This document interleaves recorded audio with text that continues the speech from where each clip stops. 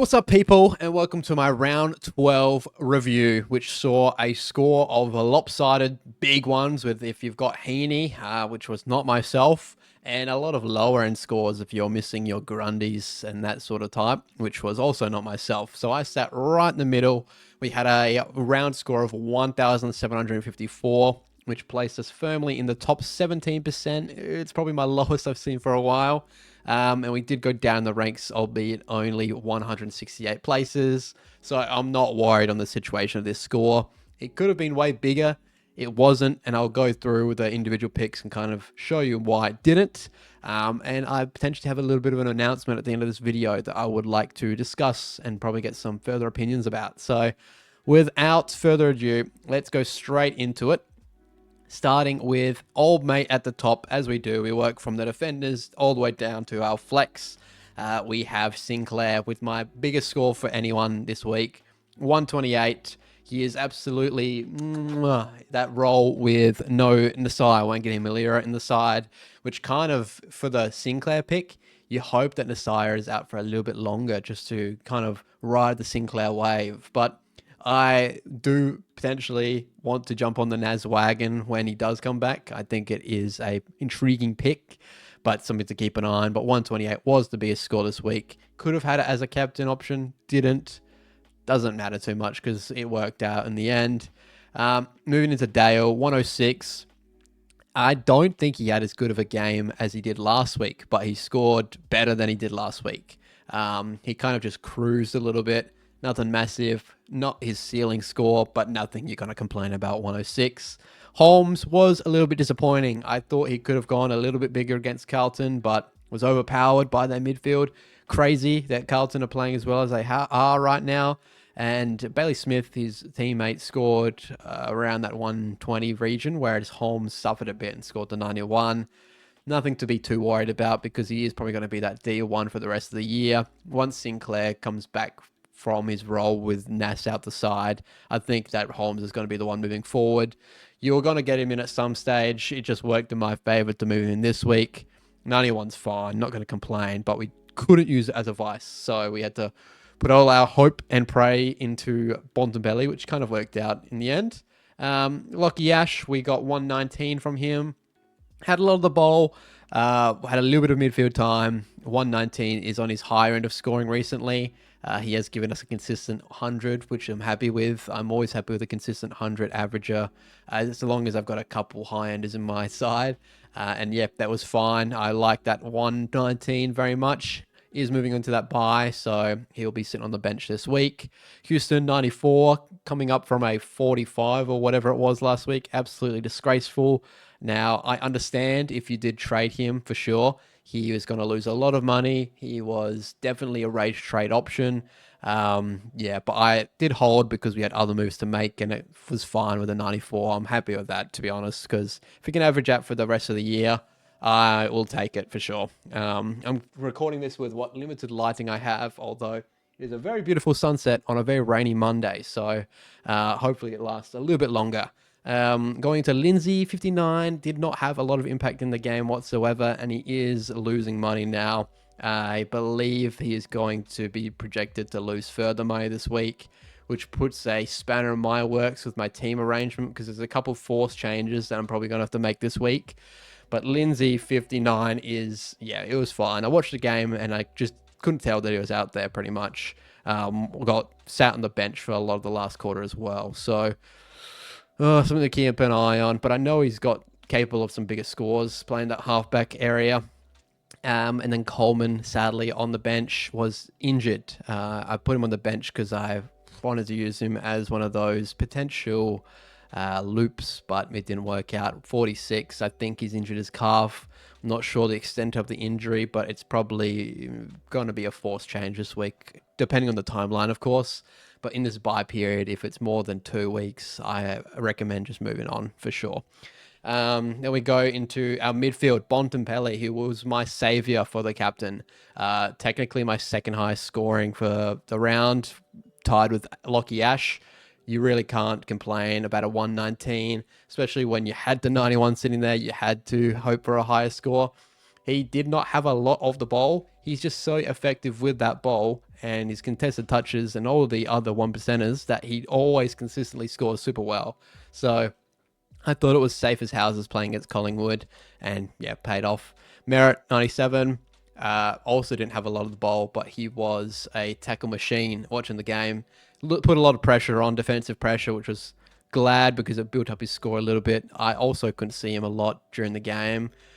Kind of just felt like he was run over him all game, but yeah, 97's also fine.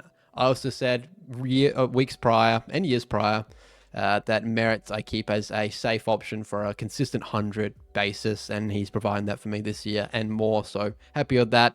And then Clayton Oliver, only an 80, which is also fine. I'm not mad at it. Callaghan did have a bulk of that scoring, scored around a 140. So usually what you see is a bit of attention put into Callaghan, and that would free up Oliver to have a little bit more refrain at the ball. Wasn't the case. Oliver did have a lot of touches, not effective, and an 80 is fine. He's been one of my better picks for the year. So fine with that. Moving to the bench for the buys this week. Nick Dacos also have tons of the ball, also ineffective. And as a lot of his touches aren't contested, so it's just not displaying the scores this year. But 111 is better than what we have seen recently, so sitting right on that average 111. If we got here 111.8, so he's right at that average, which is, yeah, you can't complain. Farrow 59, yeah, fine. I didn't really see him much out in the game. He is rising in price. We kind of made the right option to. Well, potentially. A lot of people jumped on him at that high end where he had those low scores, and he had a decent score last week and a 59 now, sees him still rise in value. I think that's perfect to probably move him on in our buys. We'll see how it goes. There's a lot of assessing to do this week with break evens and moves to be made, that sort of thing. So something to really keep an eye on for sure, especially with the money we have on the bench. We can do a straight swap for a lot of these blokes. We got Reshko, 43, not great, didn't have a lot of impact, not like we saw last week, has really probably put a spanner in the works for his cash growth, and it might be now that he's on his buy, it's time to move him on, whereas I'm not as confident in moving on coming because he's got more money to make, I believe. 64 looks like what he's going to average out for this year, and if he consistently scores 64 for a little bit longer, he is going to make more money. So Rechko, if I was to move any of the two, would be the one, just with the money that he's made already. Anderson, 44, a little bit disappointing. He's also got a slow burn for sure. In the role that he's playing, you think he would score a little bit higher, but it's just not the case. He's probably going to be that bloke that sits on the bench and just gets slow money that I can move on if I do really need that cash. But yeah, definitely a plan D option for sure. And Ed Ison on the bench for 42, not great either.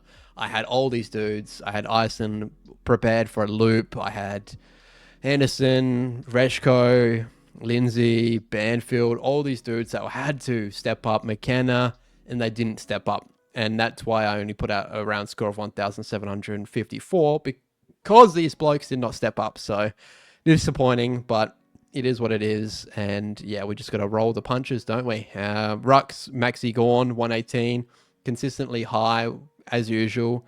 Yeah, you can't complain with Maxi, and I think he's really underrated in those 4 ruck options. Your 4 ruck options are Luke Jackson, of course. He's coming back down to earth recently for sure, but Dogger, Jerry's also, he's going to be a big pick. We got Grundy, who was a late out, which really helped our side this week. And then Big Maxi, which I think is under the radar of all of them, but I think the most consistent option in my personal opinion. And then Dogger Jackson, 89. He had a beautiful goal that he really loved, but yeah, he only scored that 89, didn't have as big of an impact as he has recent weeks. And I think that's really based on matchup as well. So depending on the matchup this week, we got Jerry at Hands Oval. I'm not confident in the Jerry captain this week, but yeah, we could see a lower end score, something to monitor for sure. Not worried too much though. Forwards, we had Sheasel not playing on field because we had no one else to fill that role. Fine. Flanders, really just, it sucks because the bloke was just having some decent form. And he's done his Achilles. He's going to be out for the rest of the year. That is one of the forced changes I am going to have to make this week for sure. Yeah, 39 was on field. Very unfortunate, but what can you do? It happens. Will be moved on, and that money he has made or not made, he's stayed consistently at that range. He'll probably be used for something on the high scale of things. So we'll see what happens with that. Jagger Smith, 81. I think he's probably going to be the best rookie from here on out. The last one that you'll have to move. Just his touches he's getting is brilliant. His new role in the midfield, getting more midfield time, is great for his scoring. And yeah, he's going to be last of our options to move for sure. Very confident on-field player.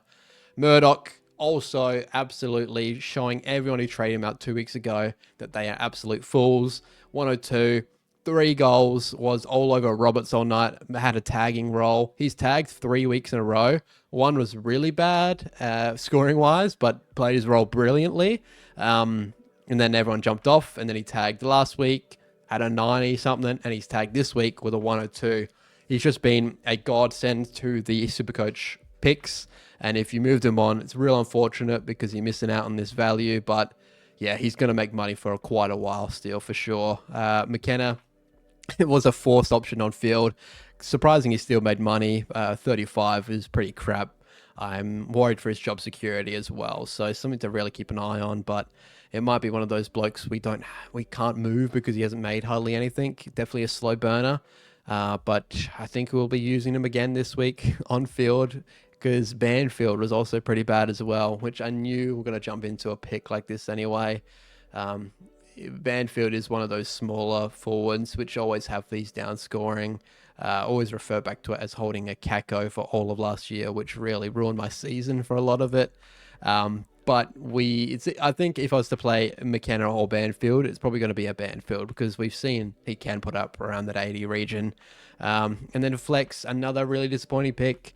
I'm so mad at myself for moving with this one because I thought it was going to be a year of difference for Cozzy Pickett, but he just phases in and out way too easily. So similar to Horn Francis in the quality of player that he is, but just cannot consistently show it. 74 doesn't help my scoring for the week, and I know a lot of other owners are also saying the same.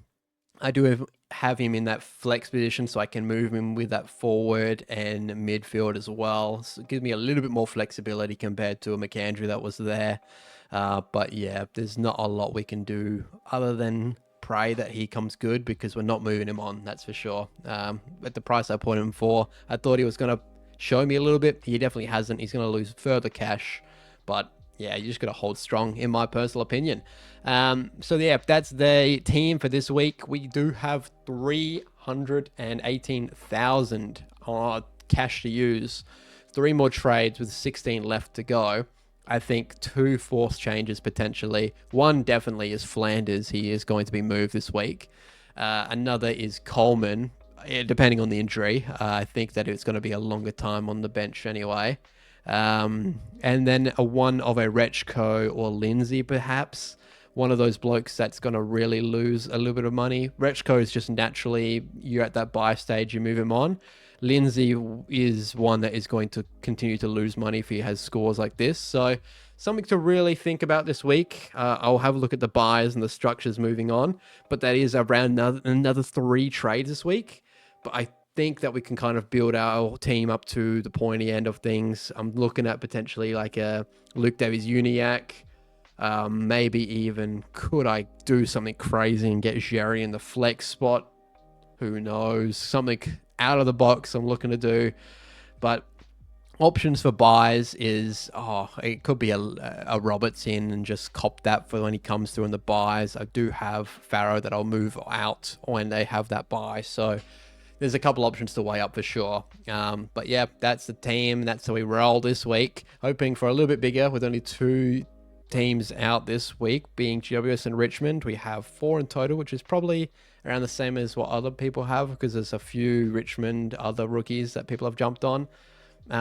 Yeah, but that's that for this week. Now going into my announcement, which isn't that much of an announcement, but something that I wanted to gauge some interest in.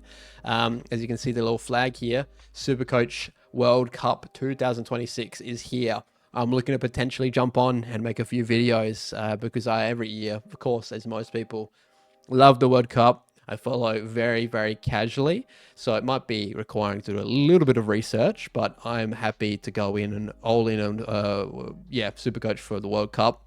The videos would look very similar to what they do right now. It'll probably be like a back-to-back situation where I am making my AFL related content and then also my World Cup after that. I just wanted to gauge a bit of interest if anyone wanted to watch that. I'm definitely throwing my hat in the ring. But yeah, that's that for this week. We'll move on. Don't know what I'm going to name the title or thumbnail because it was a pretty uneventful week for sure. Yeah, let's see what I do with that. But yeah, catch you all very shortly in my Thursday evening video. It usually is if I can get to it. Thanks for hanging out once again. I'll catch you all very shortly. Peace out, y'all.